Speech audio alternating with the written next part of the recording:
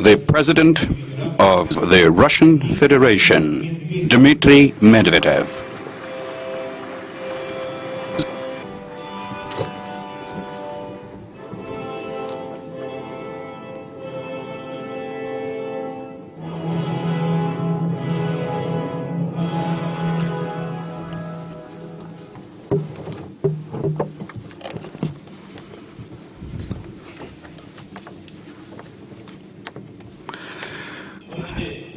Good afternoon, dear ladies and gentlemen.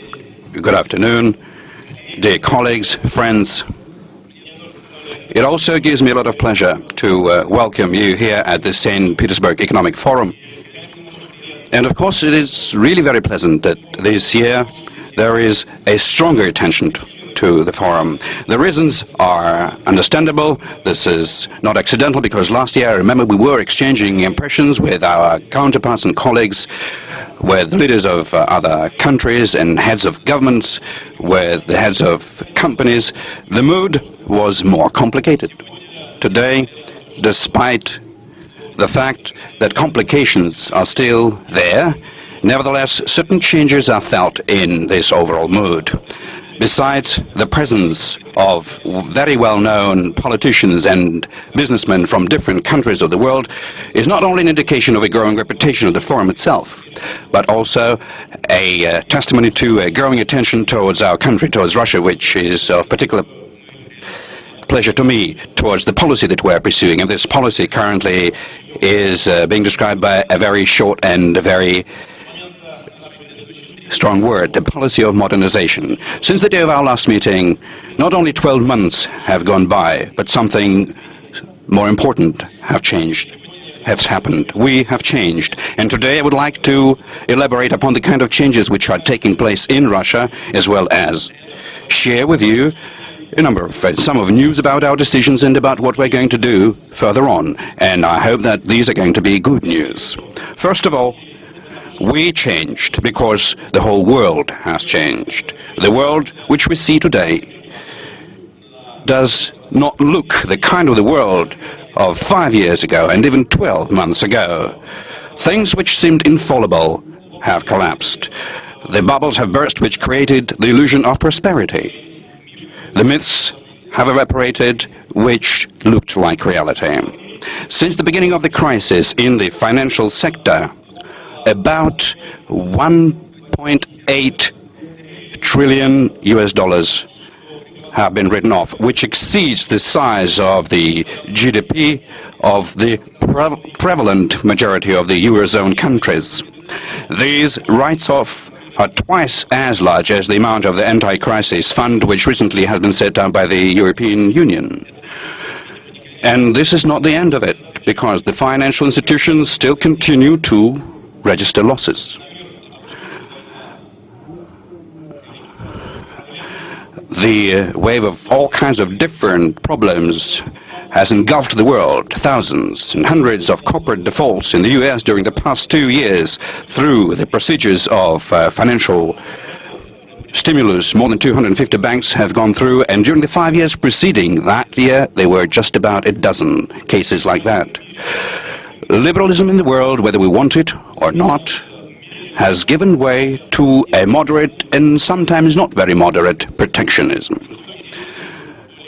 High ratings no longer guarantee to investors the soundness of their investments. For the first time during many years, very loudly we hear the talk about the need for structural reforms, not as much in the developing nations, but in the first place in the developed countries.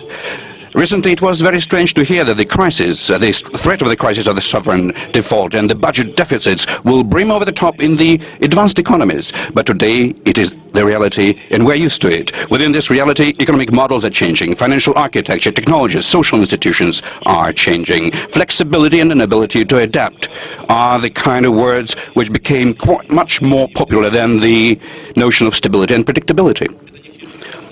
It doesn't make everybody joyous. This is quite evident. There are some powerful debates revolving around it, even in the European Union, but changes will continue. The only thing that within this flow of change one can state with certainty is that we will never go back to the past order and to the past development models. For Russia, this situation poses both a challenge and an opportunity. We do live in unique times, and we must use it and utilize it in order to build modern, strong and prospering Russia, the kind of Russia which will act as a co-founder of a new global economic order and an equal participant of a collective political leadership in the post-crisis world. In the course of the next decade, these are our plans. Russia ought to become the country where the welfare and the high quality of life of its citizens are brought about not as much by the resource industries, but by intellectual resources, innovative economy, which creates unique knowledge through exports of state-of-the-art technologies, exports of the product of innovative activities. Russia must become an attractive country where people will strive to come from all over the world in search for their particular dream, in their quest for better opportunities, for success, for self-implementation, which Russia will be able to offer to anyone who will be ready to take that challenge and come to love Russia as their new or as their second home. So these are the objectives of our modernization, and these objectives, I am absolutely sure, are realistic and achievable. The most important thing we need to do in order to make it happen is the smart politics, which on the one hand would allow us to utilize our opportunities and competitive advantages, and on the other hand, creating mechanisms of continuous improvement and development. And what is this policy about? I will describe several of its components, for example, 5. The first, right now in Russia, we see favorable conditions, macroeconomic conditions for the process of modernization. In the global crisis environment, we certainly see the drawbacks of our primarily resource economy. Nevertheless, Russia has some evident advantages which should be and ought to be used for its development. In the second half of last year, we managed to stabilize the economy after a very heavy decline. And its gradual reboundings already started, considering the results of the second quarter, where economic decline amounted to almost 11% last year.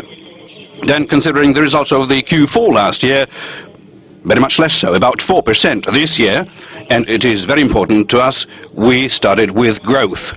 So far, the pace of this growth and the economic recovery may not be as encouraging as we would like it to be, but nevertheless, this is some good figure already in terms of the data that we have, about 4% during the first 5 months. We've got to apply more efforts. There are certain nations which demonstrate very strong recovery, and there are lessons for us to learn. The growing private savings supported the banking sector and allowed to much quicker stabilize the economy. The individual deposits only during last year grew by more than a quarter. We don't have problems with our sovereign debt. It's at the minimum level. Growth of the gold and hard currency reserves also restarted. Its current level, about $460 billion US, is quite decent. And that is much higher than the similar figure by the end of 2008. Is that right? Very good. After unprecedented in terms of the scale, the measures for the economic support, we are moving over to a more weighted and cautious fiscal policy. The most important thing is that the budget deficit is controllable, although it doesn't make us feel very happy, but it stays within allowable boundaries. It doesn't suppress the objectives of our development and will continue diminishing with every year. By 2011, the deficit of the federal budget should constitute approximately 4% of the GDP, and by 2012 will go down to 3%. And further steps to minimize it will be undertaken. But of course, if everything continues to develop within the current outlook, because all of us understand what is the quantity of factors which affect our economy as well as the global economy. Inflation.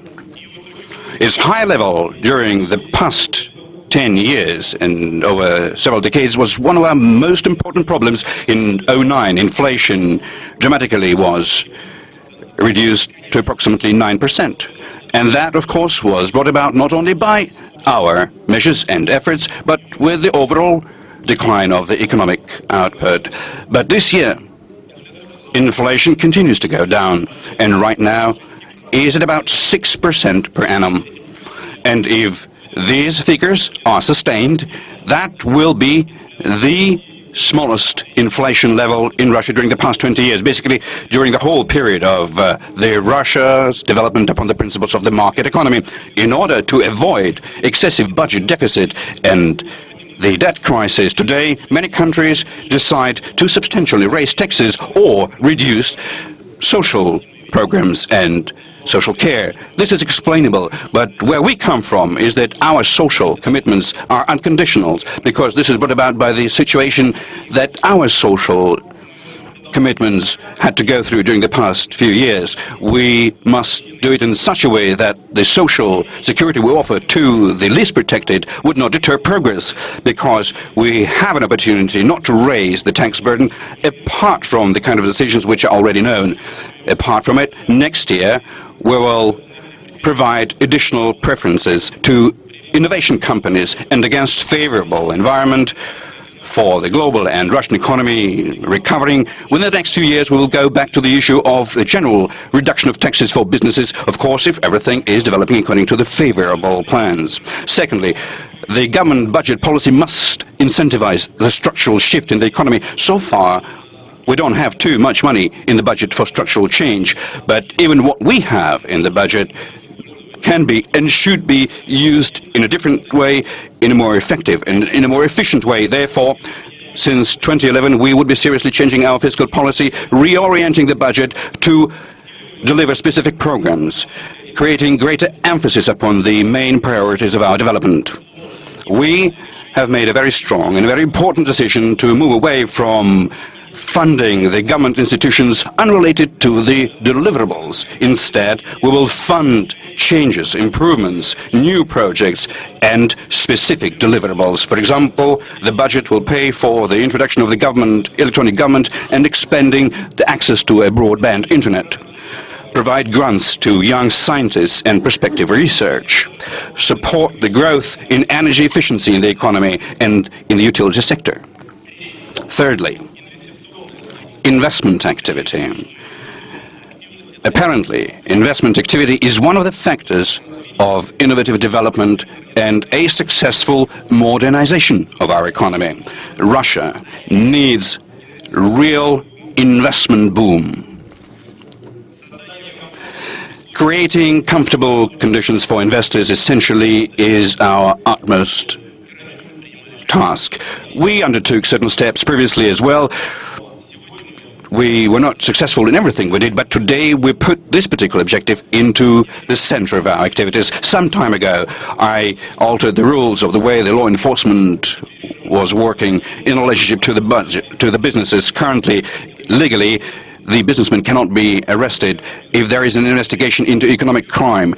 The procedures for such inspections are more specifically regulated and are being supervised by the prosecutor's office. It doesn't mean that all of the problems have been resolved, but in any case, certain very specific and very serious steps have been undertaken and will continue being undertaken. Certain additional changes will be required in the criminal law, in criminal procedural acts, and in other legal frameworks. And these are the changes that I will propose. In as far as improving the investment climate is concerned, here I also hope that we're moving onwards. As of January 1st this year, we have expanded the possibility to apply the zero tax rate for profit tax in relation to the dividends. And today I am pleased to announce that in Russia, as of 2011, we will fully eliminate the capital gains tax in the case of direct long-term investments. Thank you.